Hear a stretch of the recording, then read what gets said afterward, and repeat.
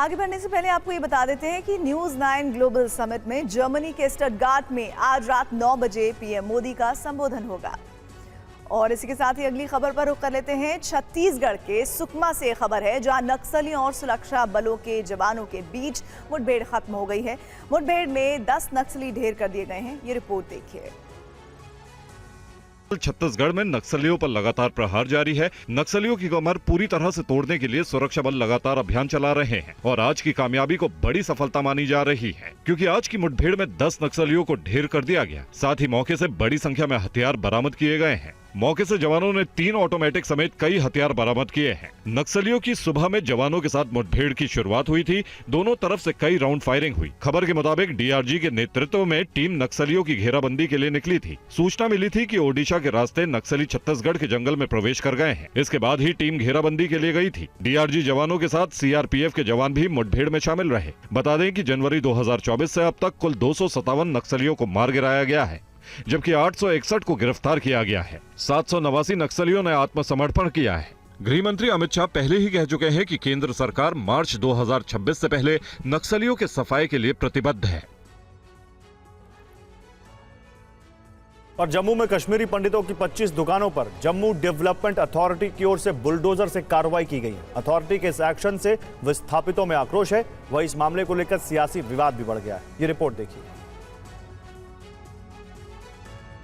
कश्मीरी पंडितों की 25 दुकानें जम्मू कश्मीर प्राधिकरण ने बुलडोजर से ढहा दी है। इसमें कुछ दुकानें पक्की थी तो कुछ कच्ची थी। विस्थापितों का आरोप है कि जेडीए ने उन्हें सामान समेटने का मौका भी नहीं दिया। कश्मीरी विस्थापित पिछले 25 वर्षों से यहाँ पर दुकानें चला रहे थे। कश्मीर से विस्थापित होकर जम्मू आने वाले जेडीए ने इन्हें अस्थायी रूप से दुकानें लगाने की अनुमति दी थी। प्राधिकरण ने इस स्थान पर अब फ्लैट बनाने की योजना बनाई है, तो यहाँ दुकान लगाने वालों से हटने के लिए कहा है।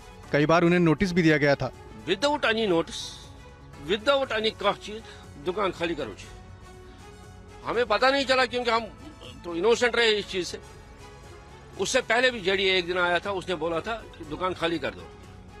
तो फिर हमने जेडीए ने एक हमें आश्वासन दिया था, हम तब तक आपको कुछ नहीं करेंगे जब तक आपका मसला सॉल्व नहीं करेंगे, हम इसको पूरा कंपनसेट करेंगे।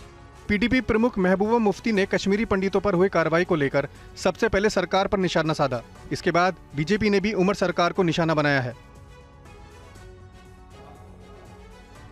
दिल्ली के मौसम में इस वक्त शादी बहुत ज्यादा हो रही है, लेकिन दिल्ली एनसीआर में एक बार फिर से किस तरह से बैंड बाजा बारात गैंग एक्टिव हुआ है, उस पर हम आपको ये रिपोर्ट दिखाने जा रहे हैं।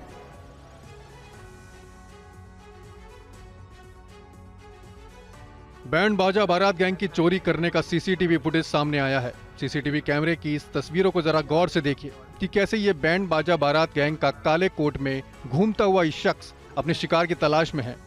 और जरा ध्यान से देखिए, एक महिला जैसे ही अपना पर्स सोफे पर रखती है, ये शख्स महिला के पर्स को पलक झपकते ही लेकर फरार हो जाता है।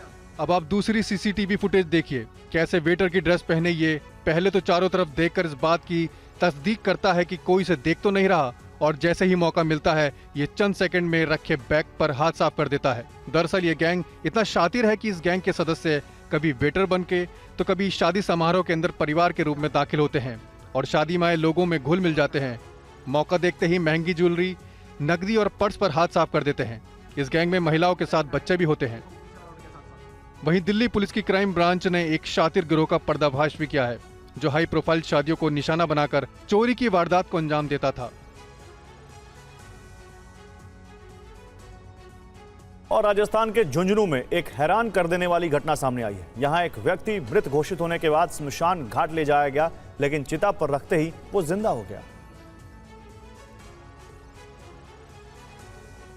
झुंझुनू के एक आश्रय गृह में रहने वाले रोहिताश्व की तबीयत अचानक बिगड़ गई। रोहिताश्व मूक बधिर है और लंबे समय से इस आश्रय गृह में रह रहे थे। तबीयत बिगड़ने पर उन्हें झुंझुनू के बीडीके अस्पताल ले जाया गया, जहां डॉक्टरों ने जांच के बाद उन्हें मृत घोषित कर दिया। कागज पर पोस्टमार्टम रिपोर्ट भी तैयार कर दी गई। इसके बाद अस्पताल प्रशासन ने शव को मॉर्चरी में शिफ्ट कर दिया, जहां उसे लगभग 2.5 घंटे तक डीप फ्रीज में रखा गया। बाद में पुलिस को बुलाकर पंचनामा बनाया गया और शव को मां सेवा संस्थान के पदाधिकारियों को सौंप दिया गया। शव को एम्बुलेंस से श्मशान घाट ले जाया गया और चिता पर रखा गया।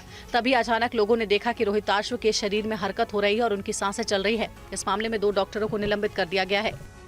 तत्काल एक कमेटी बनाई है और जो कंसर्न डॉक्टर्स हैं उनके बारे में ये मालूम किया कि किसने इसमें लापरवाही की है और हम सरकार को रिपोर्ट भेज रहे हैं। ये 3 लोगों के नाम, 2 लोगों के नाम सामने आए हैं और जो लापरवाही, जो इंचार्ज है उनकी अल्टीमेट लापरवाही बनती है। मोदी सरकार के 10 साल के कार्यकाल में 20 लाख से कम कमाने वाले मिडिल क्लास पर टैक्स का भार कम हुआ है। सूत्रों के मुताबिक पिछले 10 साल में 10 से 20 लाख सालाना कमाई वालों की टैक्स देनदारी में 60% की कमी आई है। ये रिपोर्ट देखिए। पीएम मोदी ने सत्ता में आने के साथ ही मध्यम वर्ग को टैक्स में राहत देने की पहल शुरू की। 10 साल में 20 लाख की सालाना आय वाले लोगों की इनकम टैक्स देनदारी घटी है, तो 50 लाख और उससे ज्यादा सालाना कमाई वाले लोगों पर टैक्स का भार थोड़ा गया है। 50 लाख सालाना कमाने वाले लोगों की संख्या 2023-24 में 9.39 लाख से ज्यादा हो गई है। 2013-14 में इतनी आमदनी वाले लोगों की संख्या 1.85 लाख थी।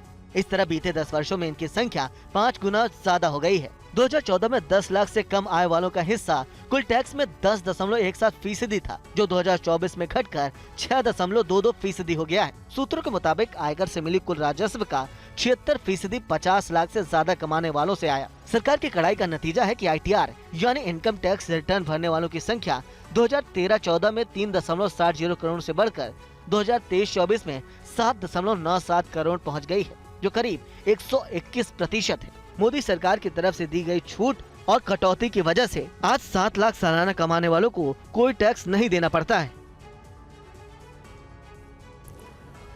और आगे बढ़ने से पहले अब आपको बता दें कि न्यूज़ 9 ग्लोबल समिट में जर्मनी के स्टटगार्ट में आज रात 9 बजे पीएम मोदी का संबोधन होगा। काउंटडाउन शुरू हो चुका है। 3 घंटे 37 मिनट और चंद सेकंड बाकी हैं। आप इसको देख सकेंगे लाइव।